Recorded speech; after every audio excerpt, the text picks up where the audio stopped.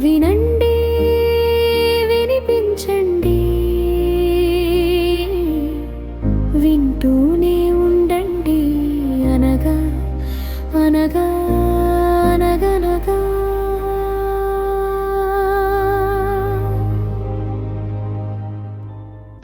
Mohanavani Telugu podcast వింటున్న శ్రోతలందరికీ హృదయపూర్వక ధన్యవాదాలు. నా ఆధ్యాత్మిక మరియు భగవద్బంధువులందరికీ నా హృదయపూర్వక నమస్కారాలు. ఈరోజు అనగనగా అనే ఈ శీర్షికలో పివి నరసింహారావు గారు రచించిన ఒక అద్భుతమైన కథ ఒకటి చాలా బాగుంటుంది, చాలా ఇంట్రెస్టింగ్గా ఉంటుంది. ఇంకా ఆలస్యం చేయకుండా ఆ కథ మీకు వినిపించబోతున్నాను. మాటు వేసి మేకను ఎరజూపి దొంగచాటుగా పులిని కొట్టడం ఒక గొప్ప కాదు. ధైర్యంగా పులికి ఎదురు వెళ్ళి తుపాకీని పేల్చడం వేటగాని శక్తి సామర్థ్యాల్ని తెలియజేస్తుంది. ఈ విధంగా చేయడం వల్ల ఒక్కొక్కసారి అనుకోకుండా వేటగాడు ఆపదలో చిక్కుకునే ప్రమాదం ఉంది. దాన్ని తట్టుకోలేకపోతే ప్రాణాపాయం జరగడానికి కూడా ఆస్కారం ఉంది. నేను 5వ ఫారం చదివే రోజుల్లో మా బాబాయి ఒక చిరుతపులిని వేటాడారు. ఆనాటి సంఘటనను తలుచుకుంటే ఇప్పటికీ నాకు ఒళ్ళు జలధరిస్తూ ఉంటుంది. అప్పుడు మా నాన్నగారు ఒక పల్లెటూరులో డాక్టర్గా పనిచేస్తూ ఉండేవారు. అక్కడ విద్యా సౌకర్యాలు లేనందువల్ల నేను చదువుకొనడానికి బుచ్చిరెడ్డిపాలెం మా బాబాయి దగ్గరకు వెళ్ళాను. బాబాయికి వేటంటే తగని పిచ్చి. జంతువుల వేటే కాదు, చేపల వేటన్నా సరదాయే. పిల్లలం మేము గేలపు వేటకు సరదాగా వెళుతుంటే మాకన్నా సరదాగా మా వెంట వచ్చేవారు. బాబాయికి పులివేట అంటే అన్నిటికన్నా మక్కువ ఎక్కువ. ఎన్నాళ్ళ నుంచో పులిని వేటాడాలని కోరిక.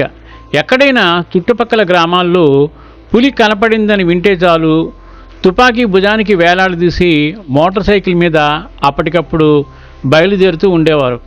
పాపం అదేమి దురదృష్టమో కానీ ఆయన వెళ్ళే సమయానికి పులి అక్కడ నుండి వెళ్ళిపోయేది. బుచ్చికి అంటే బుచ్చిరెడ్డి పాలెంకు బుచ్చి అంటారులేండి. 10 మైళ్ళ దూరంలో ఉంది సంగం అనే గ్రామం. ఒక విధంగా అది చిన్న గ్రామం అనే చెప్పవచ్చు. చుట్టూ కొండలు, ఒక ప్రక్క పెన్నా నది ఆ గ్రామానికి ప్రకృతి సిద్ధమైన సౌందర్యాన్ని చేకూర్చాయి. ఒకనాడు బాబాయికి కబురందింది. సంగంలో ఒక చిరుతపులి చొరబడి ఒక ఆవును చంపి ఈడ్చుకుని పోయిందని. బాబాయ్ వెంటనే వెళ్ళారు సంగతి సమాచారం తెలుసుకుందామని. పులి 2 రోజులకు 3 రోజులకు ఊళ్ళో పడి ఏదో ఒక జంతువును చంపి తీసుకుపోతోందని సమాచారం సేకరించారు. కానీ పులి ఊళ్ళో ప్రవేశించడానికి ఒక నిర్ణీత సమయం ఉన్నట్టు లేదు.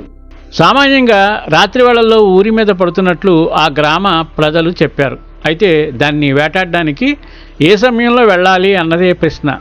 అక్కడ 2-3 రోజులు మకాం వేయాలంటే ఇక్కడ పనులు ఎవరు చూస్తారు, ఏం పనులు అంటారేమో అన్నట్టు చెప్పడం మర్చాను. మా బాబాయ్ కూడా నాన్నగారిలా డాక్టరే, బుచ్చిలో ప్రాక్టీస్ చేస్తున్నారు. కనుక రోగుల్ని వదిలి రోజుల తరబడి పై గ్రామం వెళ్ళి ఉండిపోవడం కుదరదు. ఏం చేస్తారు మరి? పులి ఊళ్ళో పడిందని కబురందగానే తుపాకీని వేలాడేసుకుని వెళ్ళి పులి తిరిగి వెళ్ళిపోయిందంటూ ఒట్టి చేతులతో తిరిగి వచ్చేవారు. 15-20 రోజులు ఇట్లానే గడిచిపోయాయి. పులి రావడం, ఏదో ఒక జంతువును చంపి కొండల మీదకు ఈడ్చుకొని పోవడం జరుగుతూ ఉండేది. పాపం ఆ ఊర్లో వాళ్ళు గోల పెడుతూ ఉండేవారు. వాళ్ళెవరికి ఆ పులి జోలికి వెళ్ళడానికి ధైర్యం ఉండేది కాదు. ఒకనాడు ప్రొద్దుటే బాబాయి ముఖం కడుగుతున్న సమయంలో ఆ ఊరి నుండి వచ్చే బస్సు కండక్టరు గాబరాగా వచ్చి చెప్పిన వివరాలు.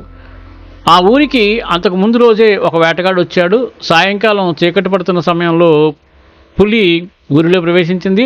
వేటగాడు రైఫిల్ పట్టుకుని దారిలో ఒక చెట్టు వెనుక దాగి పులి కోసం కాశాడు. పులి దగ్గరకు రావడం, వేటగాడిని చూడడం, అతడు రైఫిల్ పేల్చడం జరిగాయి. గుండు పులి శరీరంలోకి చొచ్చుకొని పోయింది.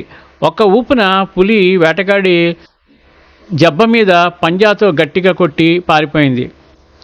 వేటగాడి భుజం నుండి రక్తం కారుతూ ఉంటే అక్కడి వాళ్ళు కట్టడానికి వాడిని తీసుకుపోయారు. పులి ఇంకా కొండ మీద పొదల్లోనే ఉందట. తాను ప్రొద్దుట వచ్చేటప్పుడు కూడా చూశాడట. బాబాయ్ వెంటనే తయారై డబుల్ బార్ గన్ వీపు మీద వేలాడేసుకుని మోటార్ సైకిల్ ఎక్కారు. తను 20 రోజులుగా ఆ చిరుతిప్పులని వేటాడడానికి ప్రయత్నిస్తూ ఉంటే ఎవడో దాన్ని చంపడానికి వచ్చాడంటే ఒక విధమైన బాధ, కోపం కలిగాయి. అప్పుడు ఆయన్ను మోటార్ సైకిల్ మీదనే చూచిన వారి మాటలివి. గంటకు 70 మైళ్ళ స్పీడుకు తక్కువ ఉండదు.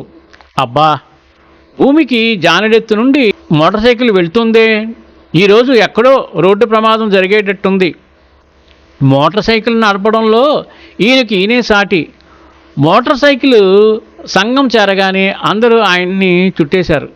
మీకోసం ఎదురు చూస్తున్నాం, పులి ఇంకా పొదల్లోనే ఉంది అంటూ సైకిల్ దిగి గన్ లోడ్ చేసి బయలుదేరారు. కొండ దిగువ భాగమంతా జనం నిలబడి చూస్తున్నారు. చిరుత పులి కొండ మీద 50 అడుగుల ఎత్తున పొదల్లో ఉంది. కొంతమంది పెద్దవాళ్లను తీసుకుని బాబాయ్ కొండ మీదకు వెళ్ళారు. పులి ఏ పొదల్లో ఉన్నదో చూపించండి అంటూ, ఇదిగో ఇక్కడ ఆగి ఆ పొదల్లో చూడండి అంటూ ఒక దగ్గర ఆగి పులి ఉన్న పొదను చూపించారు.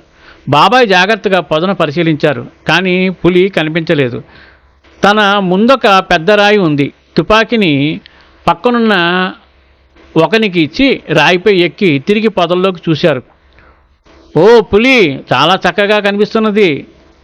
తన్ని నిశితంగా పరిశీలించడం గమనించింది కాబోలు ఒక్క క్షణంలో పొద నుండి బయటకు ఉరికింది. బాబాయ్ వెంటనే రాయి దిగి తుపాకీ కోసం వెనక్కు చేతిని చాపుతూ కొద్దిగా వెనక్కు తిరిగారు. అంతే, తుపాకీని పట్టుకున్న యువకుడు అక్కడికి వచ్చిన పెద్దవాళ్ళు వెనక్కి చూడకుండా పరిగెత్తడం కనిపించింది. భీకరంగా చూస్తూ 6 అడుగుల దూరంలో దెబ్బతున్న పులి ఇక క్షణం అరక్షణంలో మీద పడుతుంది. చుట్టూ ఉన్న ప్రజలు భయంగా స్తబ్దులై చూస్తున్నారు.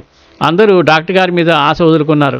బాబాయ్ అదే భీకరత్వంతో గంభీరంగా పులి కళ్ళలోకి చూస్తూ ధైర్యంగా నిలబడ్డారు.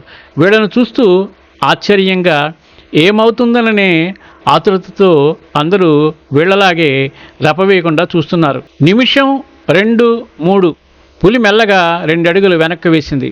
బాబాయి అదేవిధంగా 2 అడుగులు వెనక్కి వేశారు. పులి వెనక్కు తిరిగి కొండ ఎక్కింది. అందరి ముఖాలలో ఆనందం వెల్లివిరిసింది. బాబాయి వెనక్కు వచ్చి తుపాకీని ఆ యువకుని వద్ద నుండి తీసుకున్నారు. అతడు పాపం తల ఉంచుకున్నాడు. ఎవరికి మాత్రం ప్రాణం అంటే తీపి ఉండదు. డాక్టర్ గారి ఆయుష్ గట్టిది అన్నారు. డాక్టర్ గారికి గొప్ప ధైర్యం అన్నారు. ఇంకొకరైతే ఈ పాటికి అయిపోదు అన్నారు. ఇలా తలొక విధంగా అన్నారు. మీదకెక్కిన పులి కొంత దూరంలో కొండ దిగడం చూశారు. ఇదే మంచి సమయం అనుకుంటూ బాబాయ్ గబగబా పులి ఎదురుగా కొండ ఎక్కారు. తిరిగి అదే దూరం తుపాకీ పేలింది. ఒక బార్ నుంచి తూటా వచ్చి కంటికి పక్కగా పులి శరీరంలోకి దూసుకుపోయింది. అంతే, అలాగే పులి కూర్చున్నట్లుగా పడిపోయింది. తుపాకీ మళ్ళీ పేలింది. 2వ బార్లోంచి ఇంకొక తూటా వచ్చి జబ్బలో దూరింది. ప్రజల ఆహాకారాలు మిన్నుముట్టాయి. బాబాయి ఆ పెద్ద మనుషులు పులిని సమీపించారు. వారితో పాటు కొండ క్రింద ఉన్న ప్రజలు పరుగులెత్తుకుంటూ వచ్చి పులిని కొండపై నుండి క్రిందకు దింపారు. బాబు, నా వృత్తి వేట. ఈ పులిని చంపి ఏదో ఈ ఊరి ప్రజల నుంచి లాభం పొందుదామని వచ్చాను అంటూ ఆ నిన్నటి వేటగాడు బాబాయ్ దగ్గరకు వచ్చాడు.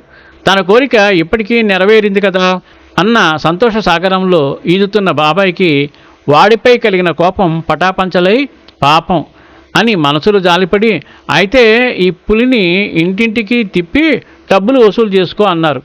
బాబాయి పులిని చంపారన్న వార్త మాకు అరగంటలోనే తెలిసింది. పెట్రోల్ ట్యాంకుకు చిరుతపులిని కట్టి మోటార్ సైకిల్ మీద బయలుదేరి 12:30కు బుచ్చిలో ప్రవేశించారు. ఊరిలోకి రాగానే ఆయన్ని ఆపి పూలమాలలు వేశారు బుచ్చి ప్రజలు. బాబాయ్ అంటే ఆ ఊరి వారికి ఎంతో ప్రేమాభిమానాలు. బాబాయి ఇంటి కాంపౌండ్లోకి ప్రవేశించగానే ఫోటో తీద్దామనుకున్నాము. కానీ దురదృష్టం కొలది ఫిల్మ్ అయిపోయింది. పులిని క్రిందకు దించారు. కొవ్వు బలిసి దుక్కలా తయారైంది. పొడవు 5 అడుగుల 11 అంగుళాలు ఉంటుంది. బాబాయ్, ఈ పులిని ఊరంతా తిప్పితే అందరూ చూస్తారు కదా అన్నాను. అవును రోయ్, గుడ్ ఐడియా అంటూ నా పిలక మీద జల్ల కొట్టారు నవ్వుతూ. బాబాయికి కోపం వచ్చిన సంతోషం కలిగిన పక్క ఉండకూడదు. టెంకి తడుముకుంటూ అనుకున్నారు. సమాప్తం. చాలా హాస్యాస్పదంగా చాలా అద్భుతంగా రాశారు. ఏది ఏమైనా పివి నరసింహారావు గారు ఆయన మించిన మంచి మనిషి లేరు. అలాగే ఆయన రచించిన రచనలన్నీ కూడా చాలా అద్భుతంగా ఉంటాయి. ఇంతటి అద్భుతమైన కథను 10 మందికి షేర్ చేసి మన ఛానల్ని ఎంకరేజ్ చేస్తారని అనుకుంటున్నాను. సర్వేజన సుఖినో భవంతు, లోకా సమస్త సుఖినో భవంతు. ధన్యవాదాలు. స్వస్తి. ఇంతవరకు మన ఛానల్కి చాలామంది సబ్స్క్రైబ్ చేసుకోలేదు, సబ్స్క్రైబ్ చేసుకోకుండా చూస్తున్నారు. దానికి కూడా చాలా చాలా సంతోషం. కానీ మీరు సబ్స్క్రైబ్ చేయడం వల్ల మన ఛానల్ అనేది డెవలప్ అవుతుంది. అలాగే లైక్ చేయడం వల్ల యూట్యూబ్ 10 మందికి షేర్ చేస్తుంది. కామెంట్ చేయడం వల్ల 10 మంది మన కార్యక్రమాల వైపు మొగ్గు చూపుతారు. అలాగే ఎక్కువ మందికి షేర్ చేయడం వల్ల మన ఛానల్ అనేది అభివృద్ధి చెందుతుంది. ఏది ఏమైనా మీ చేతుల్లోనే ఈ ఛానల్ యొక్క డెవలప్మెంట్ ఉంది. మమ్మల్ని సపోర్ట్ చేస్తారని మనం కోరుకుంటూ సర్వేజన సుఖినో భవంతు, లోకా సమస్త సుఖినో భవంతు. ధన్యవాదాలు. స్వస్తి. మోహనవా